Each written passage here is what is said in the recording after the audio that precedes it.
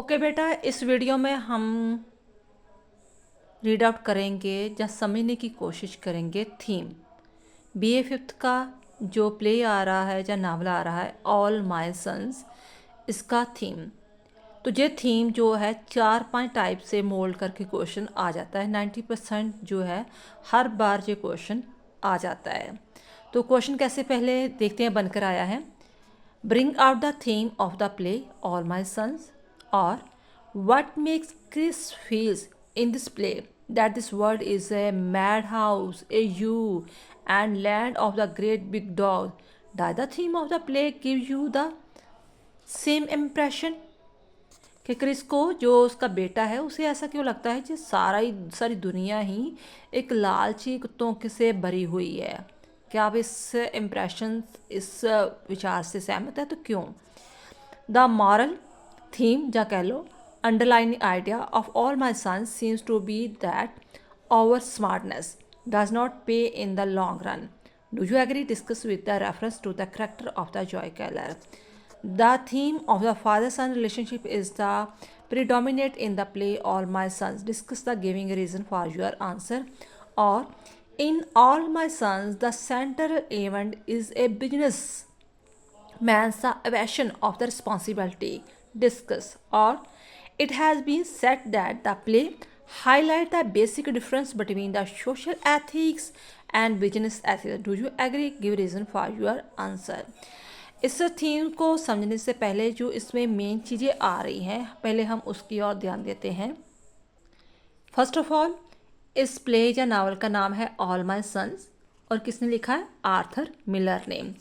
तो किसके बारे में बात हो रही है? एक सोशल एथिक्स हो गए, एक बिजनेस एथिक्स, यानी कि इन दोनों में जो जो कह लो क्रॉस चल रहा है, डिफरेंस समझने की बात कही गई है।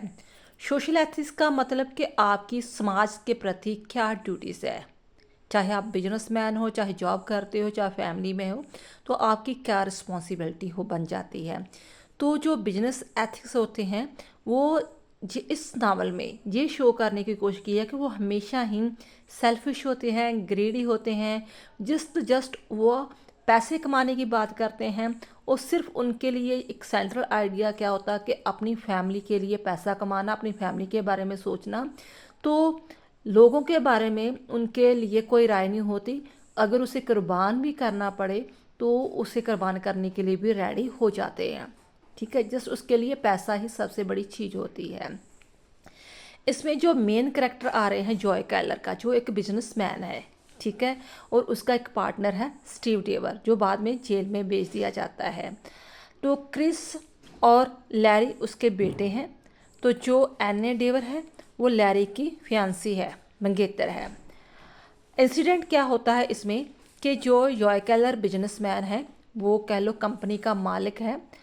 तो उसे एक डिमांड आती है ऑन स्पॉट वगैरह कह लो कि सिलेंडर भेजने की, एयर में जो जहाज़ चलते हैं उसके लिए सिलेंडर वगैरह भेजने के लिए। तो उसका जो पार्टनर होता है स्टीव डेवर, तो उसे वो कह देता है कि जो भी सिलेंडर है वो ऑन स्पॉट जो भी जितने भी है भेज दिया जाए। स्टीव डेवर उनको रिक्वेस्ट करता है कि देखो जो सिलेंडर वगैरह है ना जितने भी हमारे पास है वो डिफेक्टिव है, ठीक है। तो जॉय कैलर कहता है कि फ़ोन पर ही बात करते हैं कि नहीं, चाहे डिफेक्टिव ही है तो आप उसको थोड़ा बहुत जो क्रैक्स वगैरह हैं जो डिफेक्टिव है उससे पैचअप करके तो आप भेज दो। अगर हमने अब दोबारा हम नए बनाने लगे तो हमें बहुत लॉस होगा, हमारा जो एग्रीमेंट है या कुछ भी टूट जाएगा, मुझे बिजनेस में बहुत लॉस होगा।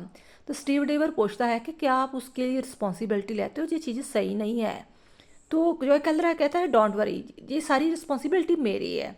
लेकिन यहाँ पर उसकी बहुत बड़ी मिस्टेक्स हो जाती है कि वो बॉस का कहना तो मान लेता है लेकिन उसके पास कोई प्रूफ नहीं रहता कि हाँ ये सारी बात बॉस ने कही थी, उसके कहने पर मैं काम कर रहा था, ठीक है। उसके पास रिटर्न प्रूफ नहीं होता। तो इसके कारण जो एयरफोर्स में जो 21 पायलट्स हैं उनके जहाज़ जो है क्रैश हो जाते हैं। तो वो 21 जो पायलट्स हैं वो मर जाते हैं। तो जब इंक्वायरी चलती है तो जॉय कैलर जो है बिल्कुल ही अपना पल्ला झाड़ देता है कि नहीं, इसमें मेरी तो कोई भी फॉल्ट नहीं है, मैंने तो कहा ही नहीं था उसको सिलेंडर वगैरह भेजने के लिए, तब तो मैं बीमार पड़ा था। तो स्टीव डेवर के पास कोई प्रूफ ही नहीं होता कि वो अपने आप को जस्टिफाइड कर सके। तो बाद में लैरी को, इसके बेटे जॉय कैलर के बेटे को पता चलता है कि जो जो जो ये 21 पायलट्स मरे हैं वो मेरे पापा की बदौलत मरे हुए हैं। वो इस चीज़ को बर्दाश्त नहीं कर पाता क्योंकि वो खुद भी जहाज़ का चालक होता है, पायलट्स होता है, तो खुद वो सुसाइड कर लेता है। वो सदमे से निकल ही नहीं पाता क्योंकि वो थोड़ा सा आइडियलिस्ट होता है, सोसाइटी के बारे में सोचता, अपने पापा के बिल्कुल ऑपोजिट विचार सोसाइटी के बारे में सोचता है।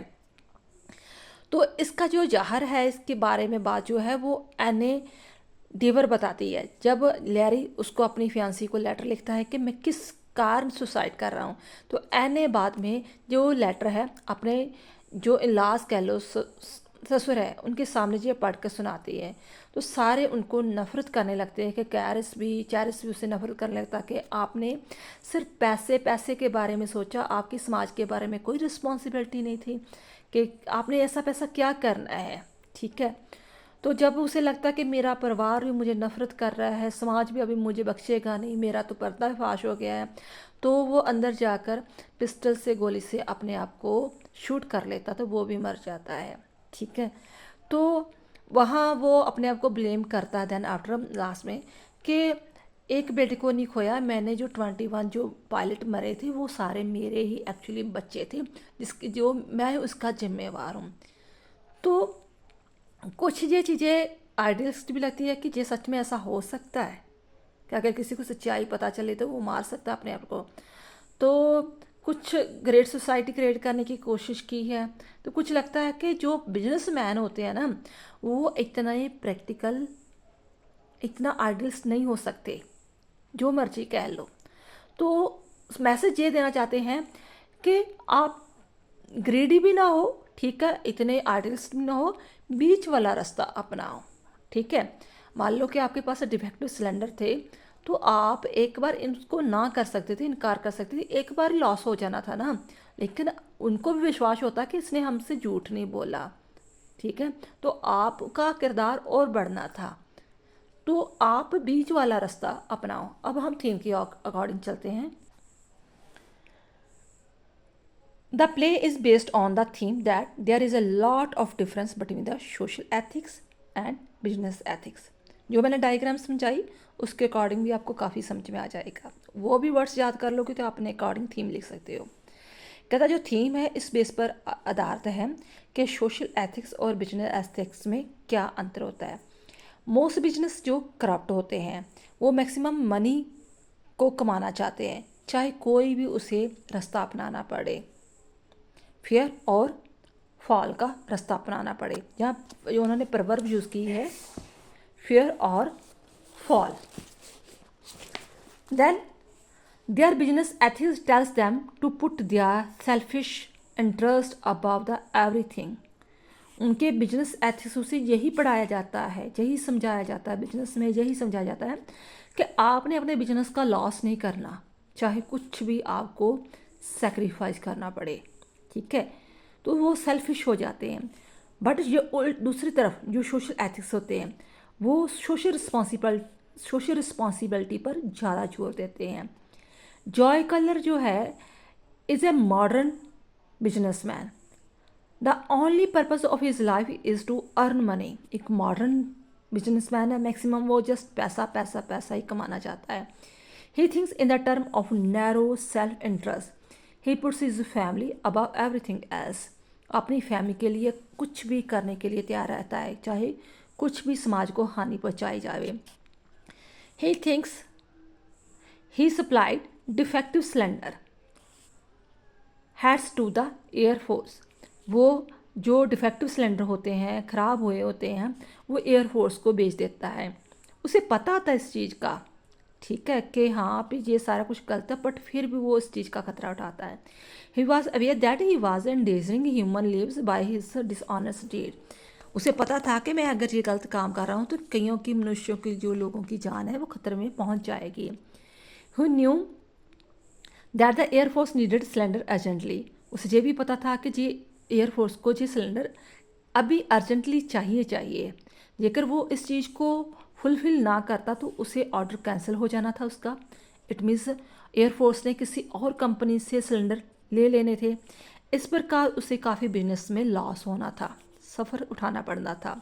सो he gave instruction to his business partner Steve Dever. वह स्टीव डेवर को इंस्ट्रक्शन देता है कि जो भी थोड़े बहुत क्रैक्स आए हैं उसे सही कर दो, दैन उसे सप्लाई कर दो। तो वो अपने बिजनेसमैन को, अपने पार्टनर को अश्योर करता है फ़ोन पर। ये हमेशा दिमाग में बात याद रखना, फ़ोन पर वो इंस्ट्रक्शन देता है कि उस सारी रिस्पॉन्सिबिलिटी उसकी है। ठीक है। बाद में क्या आता है कि जो प्लेन है वो सारे के सारे क्रैश हो जाते हैं।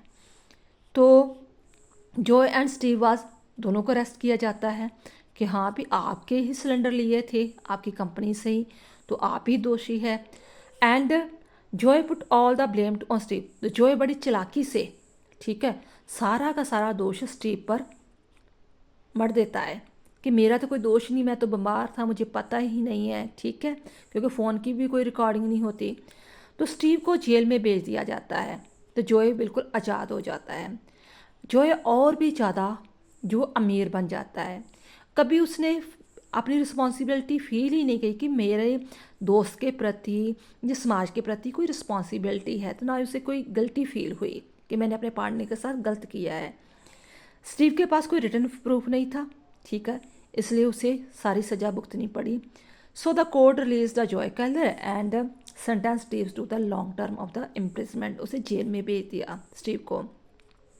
बाद में कुछ सालों के बाद में क्या हुआ, later Joy built up his business and became richer.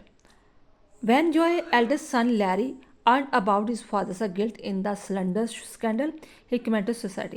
जब उसके बड़े बेटे लैरी को पता चलता है कि जो सिलेंडर एक्चुअली उसके पापा ने भेजे थे, ठीक है, तो इस सदमे को बर्दाश्त नहीं कर पाता तो वो सुसाइड कर लेता है। वो एक पायलट था एयरफोर्स में। ही सेंड, वो अपने एक लेटर भेजता जिसमें सारा कुछ उसने सच्चाई का खुलासा किया होता कि मैं सुसाइड क्यों कर रहा हूँ। आपने जो फैंसी होती है एना डेवर को, वो लेटर लिखता है। तो क्रिस जो उसका छोटा भाई होता है आल्सो ब्लेम्ड हिज फादर, अपने पापा को ब्लेम करता कि आपने कभी सोचा ही नहीं कि ये गलत बात है, आपने सिर्फ पैसे कमाने की बात सोची है। तो आप तो जो बिजनेसमैन होते हैं एक डॉग की तरह सिर्फ अपना लालच को कमाते हो, जो जैसे जहाँ ऐसे जो लाइन आ रही है ना। Chris field in this play that this word is a mad house, ए यू है, land of the great big dog है। ठीक है, तो आप बिजनेसमैन सोसाइटी के बारे में कुछ सोचते ही नहीं हैं। तो he softly opposed his father's theory that business and family interests should be above every other consideration. वो अपने पापा के बिल्कुल इस थ्योरीज को बिल्कुल अगेंस्ट होता है कि हाँ भी फैमिली सब कुछ होती है। Thus there is a clear clash between the social ethics and business ethics. यही थीम था ना कि हाँ यहाँ पर हमें क्लियर होता है क्योंकि घर में ही उसका बेटा जो उसका विरोध कर रहा है, वो सोशल एथिक्स को पहल देता है, पापा उसके बिजनेस एथिक्स को पहल दे रहे थे। Social ethics reminds us of our duty to our society and country, but जो बिजनेसमैन होते हैं वो teachers us to be selfish, greedy, blind to all social responsibility. There is also the theme father-son relationship. Joy Keller, the father, believes in the policy of the selfish. His son Larry and Chris rebel against him. Larry commits suicide to atone for the crime of his father. Joy's suicide solves many problems, but the author points out that strictly artist approach, बहुत ज़्यादा artist approach अपना रहा है कि सचमुच ही कोई बेटा इतना बड़ा कदम उठा सकता है कि सुसाइड ही कर ले, गलती पापा की हो। Artist approach to life is not possible in the present day, but कहता रियलिटी में आज के ज़माने में देखो तो इतना पॉसिबल नहीं है। In life we have to practical, हमें प्रैक्टिकल बनना पड़ता है। The basic theme of the play is not the creation of the great society. Theme ये नहीं है कि हम बहुत बड़ी ग्रेट सोसाइटी क्रिएट करना चाहते हैं। It is actually search for the betterment in the midst the confusion that is the prevailing in the society. It is not possible to be the Jesus in this world. कि हमें कौन सा balance वाला रास्ता अपनाना चाहिए। आपने पैसा भी कमाना है, अपने मल्पी जो है समाज के प्रति भी आपके कर्तव्य है, तो आप बीच वाला रास्ता अपनाओ। ठीक है, आई होप आपको ये थीम अच्छी तरह समझ में आ गया होगा। वंस अगेन आप इस चीज़ को देख लो एक बार कि थीम किसके बेस पर है, सोशल एथिक्स और बिजनेस एथिक्स पर। सोशल एथिक्स होता है over duty to social, and business ethics होता है कि जो सेल्फिश क्रेडी पर है। मेन स्टोरी घूम रही है जॉय केलर और स्टीव डेवर के आसपास में। तो जॉय केलर बिजनेसमैन है, ऑनर है। स्टीव डेवर उसका पार्टनर था जिसे जेल में भेज दिया गया था। इसके दो बेटे हैं, एक क्रिस है, एक लैरी है। लैरी सुसाइड कर लेता है, तो उसकी फैंसी जो है वो सारा जो उसे लेटर भेजा होता है उसके द्वारा सारा ओपन करती है कि इसके क्या हुआ था, रीज़न का क्या था और कौन दोषी है। ठीक है, तो आई होप ये आपको थीम अच्छी तरह समझ में आ गया होगा, तो आप इंग्लिश में अच्छे नंबर लेकर आओगे। थैंक्स बेटा।